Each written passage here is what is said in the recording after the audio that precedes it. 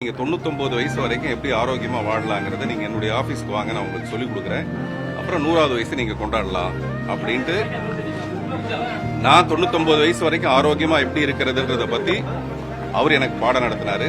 எனக்கு மட்டுமே கிடையாது, உலகம் பூரா இருக்கிற அவருடைய நண்பர்கள் எல்லாருக்குமே அவர் குடிக்கிற நீர் சாதாரண நீர் இல்ல, நன்னீர்னு ஒரு நல்ல நீர் குடிப்பாரு. உப்புல இருந்து சக்கரை வரைக்கும் அவர் பயன்படுத்துறது இது எல்லாமே ரொம்ப ஆரோக்கியத்துக்கு அவசியமான எண்ணம் உண்டோ அது பூரா செய்வாரு. அவருடைய தலைமுடி பாத்தீங்கன்னா இன்னும் அப்படியே கருகருன்னு இருக்கும். நாங்க 2 பேரும் பேசிக்கிற விஷயம் அதுவா இருக்கும்.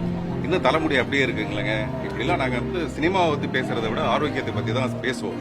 அந்த மாதிரி ஒரு மனிதர் சட்டுன்னு இந்த மாதிரியான ஒரு முடிவுங்கிறது சகிச்சுக்க முடியல, தாங்க முடியல, கஷ்டமா இருக்கு. அவருக்கு சினிமாவை பத்தி எல்லாமே தெரியும். ஸ்கிரீன் பிளே எப்படி பண்ணணுங்கிறது பாக்யராஜ் சார் தான் அதுல மிகப்பெரிய ஆளு. ஆனா பாக்யராஜ் சாரே ரொம்ப ஆச்சரியப்படுவாரு, உங்களுக்கு இவ்வளவு தூரம் தெரிஞ்சிருக்கேன்னு சொல்லிட்டு. நான் கேட்பேன், நீங்க ஏன் டைரக்ட் பண்ணலன்ட்டு. கமல் சாரை வச்சு ஒரு படம் டைரக்ட் பண்ணுங்கிறது எனக்கு ஆசை அப்படின்னுவாரு. நான் சொல்லுவேன், ஒரு நடிகனை வச்சு ஒரு படம் எடுக்கலாம், ஆனா நீங்க சினிமாவை வச்சு ஒரு சினிமா எடுக்கணும்னு ஆசைப்படுறீங்க, அது ரொம்ப பெரிய விஷயங்க. அது அப்படிலாம் நாங்க ரொம்ப சகஜமா, சந்தோஷமா, காமெடியா தான் நாங்க பேசிட்டு இருக்கோம். அவருடைய மகனுக்கு கூட அடுத்த வாரம் என்கேஜ்மெண்ட் வச்சிருக்காங்கன்னு இப்பதான் அவருடைய மகன் சொன்னாரு. அப்ப எவ்வளவு கனவுகளோட இருக்கிற ஒரு தகப்பன் அவருடைய இந்த முடிவு அந்த குடும்பத்தை மிகப்பெரிய ஒரு வருத்தத்துக்கு ஆளாக்கி இருக்கும். அந்த குடும்பம் அமைதியாகிறதுக்கும் அவருடைய ஆத்மா சாந்தி அடைகிறதுக்கும் என்னுடைய வருத்தத்தை மட்டுமே நான் தெரிவிச்சுக்கிறேன்.